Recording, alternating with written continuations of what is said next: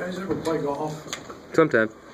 And you hit your tee ball into the woods, and you knock it out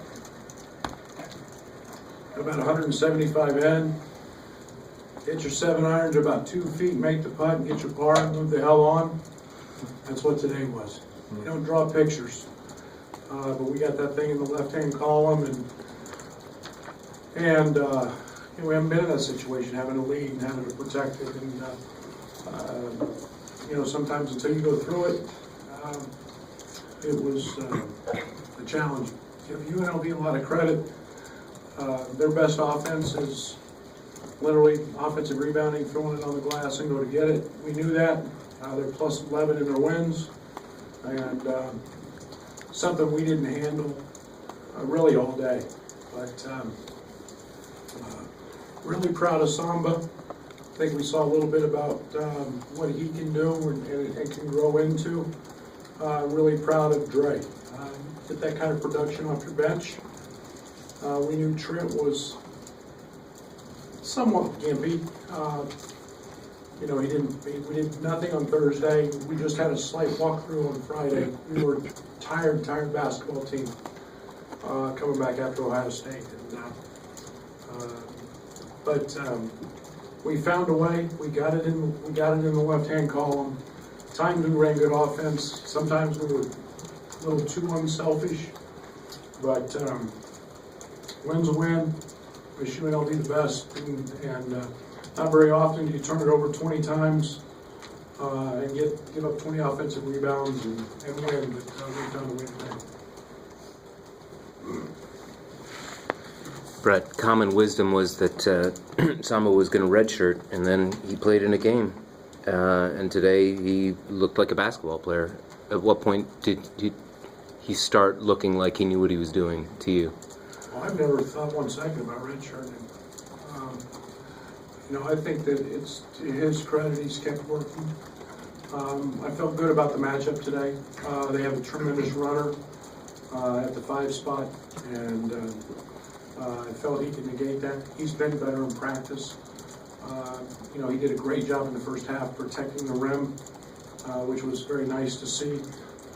But he's been better in practice, and he's been putting things together in practice. And it's not just, stop and coach it, and then he does it. It's reactionary stuff, and so that's made me feel better.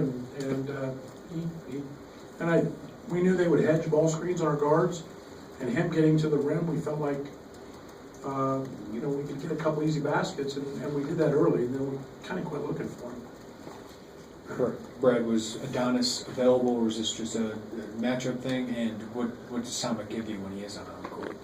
Well, yeah, I mean, he's fine, and it was a kid that for them that just runs like crazy. He's a motored up young man, and to see his improvement, really, he sat behind their big kid last year, McCoy, and to see his improvement excites me about what the future can hold for Samba. But it's more matchup than anything, and I think Adonis has matchups that become a little more challenging, and yet he's been practicing well and doing some good things as well.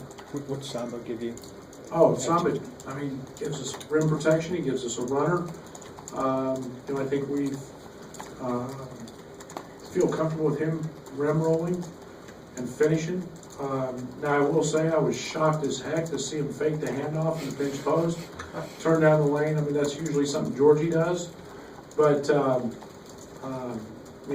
that's a basketball read. That's a read, and he made the right one.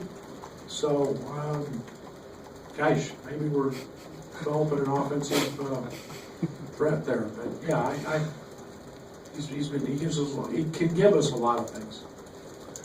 Coach, 14-point lead in the second half, down to 1 possession. I asked Kipper when he was here earlier about that stretch, and he thought his answer was that he thought the team really grew up in that stretch. Is that your same impression, or not really?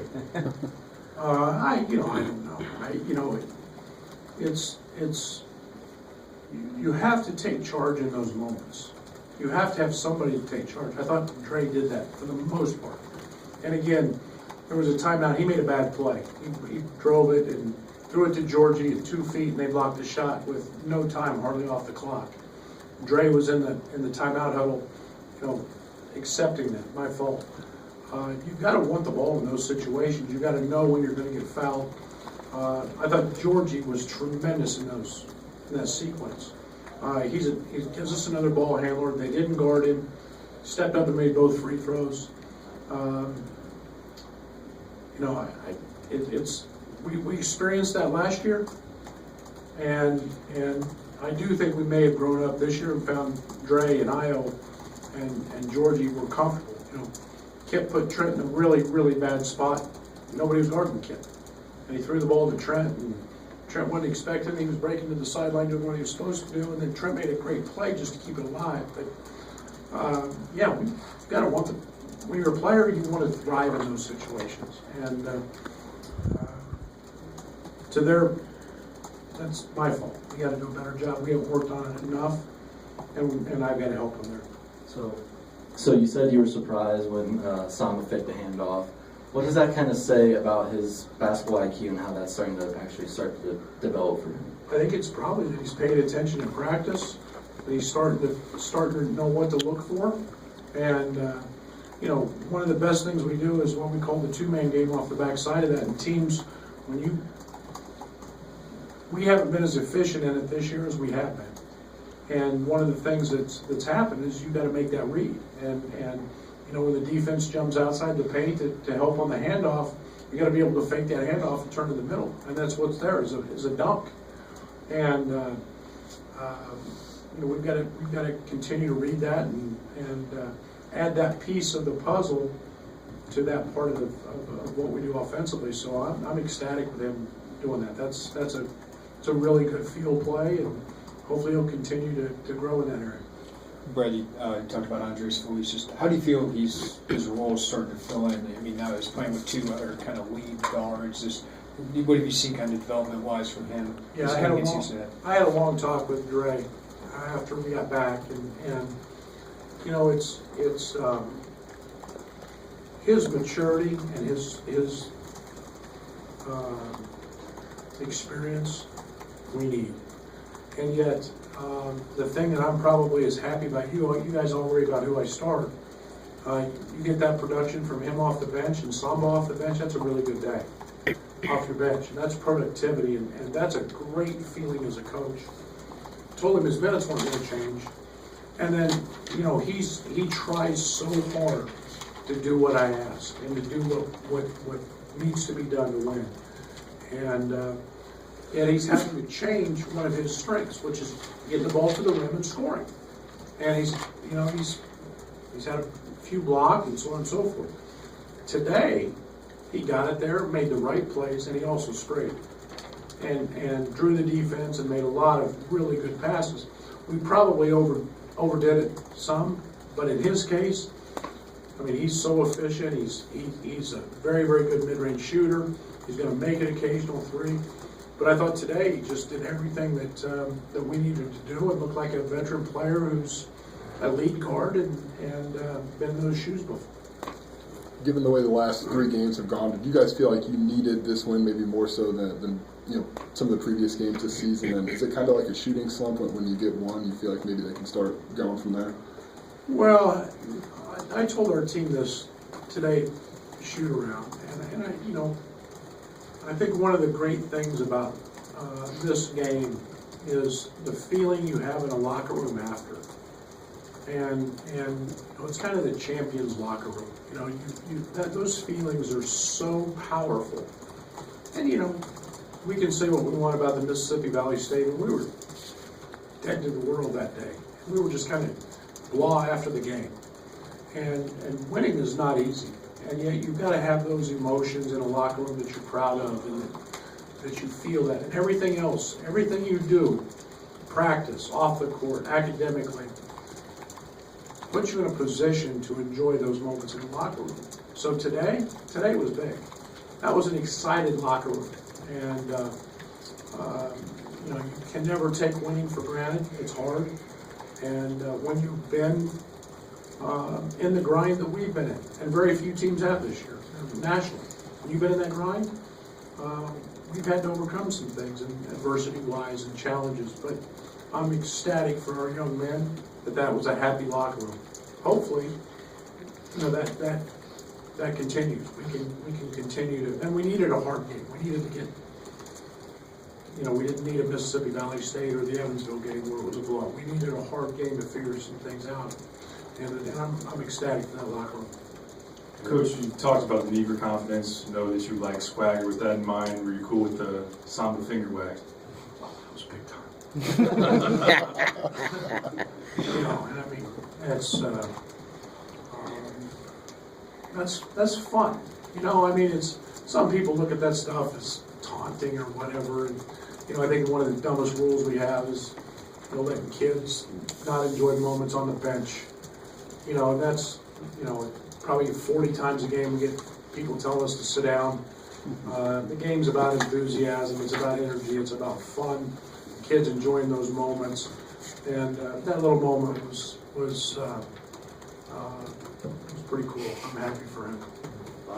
Coach, you mentioned the grind. Now you're not in the grind. Now you get a week in the game. How much are you looking forward to this, and what can you guys do over the next 4 weeks? Add a lot. Add some things. Work on late game situations. Have days where, we played zone the last 4 possessions in the game, whatever. We haven't spent a whole lot of time working in late game situations and coverages, and you've got to work on those late game secondary defense. You've got to work on side out of bounds, full court. You've got to work on those things, and yet we've been in a lot of game preparation. We try to sprinkle in one thing a day. Now we can really start to add some things to strength because we are getting a little blah. So we've got to add some variety. But I'm just excited we can get back to the basic fundamentals and actually practice and really work on cleaning blockouts out and some of those things. Coach, you were able to hold UNLV under 35% shooting. What was the biggest difference for you guys defensively today? Well, I thought we did a very good job for the most part of keeping them out of the paint. Now they got it in the paint in the first half. We did a very good job of contesting without fouling, much better. I think the only one that had a few reach-in fouls today were Kipper. I think all 3 of his early were reaches, but we made him finish over a contested hand. And then I thought we didn't give them easy baskets in transition. There were a couple, but I thought we did a much better job of transitioning back defensively. And again, getting matched up, and that's been something that at times has been a pain for us. Samba went to school with 34 for them. They kind of came up through this process together. Were you aware of how close they were, and how important was it for him to see what that development looks like as he gets older here?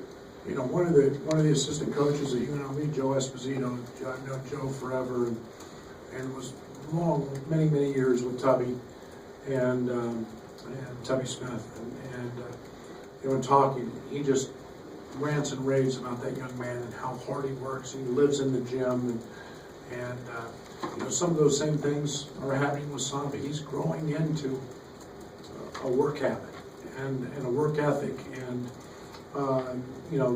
those type of relationships can benefit him equally as well. And to see how much that young man's improved from a year ago. Now he went against a pro, and Brandon McCoy, who declared, went against him every day. So, but to have those relationships and be able to talk about what each other's doing, that can really benefit someone.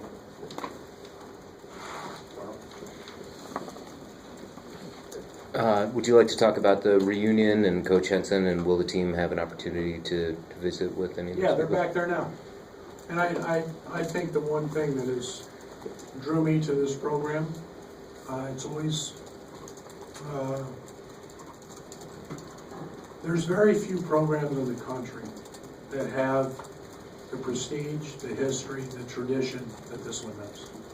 And I've said it many times, you guys are tired of hearing me say it, it was the 11th ranked program in the history of college basketball. And for those guys to know that this place is always home, to come back, they wore the jersey, and be able to rekindle friendships, tell old stories, talk about games that happened in the assembly hall when they played, or Huff when they played. That's what makes basketball so special.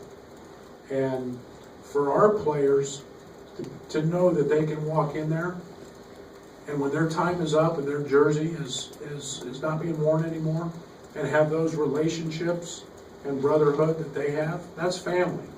And that's what makes Illinois basketball very, very special. To have them back here today in the State Farm Center, in front of the, and accept the adulation that they all deserve. And it doesn't matter if you were a 20-point game scorer or a 2-point game scorer. When you have sweat equity in a program, you deserve that. And I'm ecstatic that they got to come back and stand in front of the crowd and have a little fun today. Anything else? Thank you. Thanks, Brett. Thank you.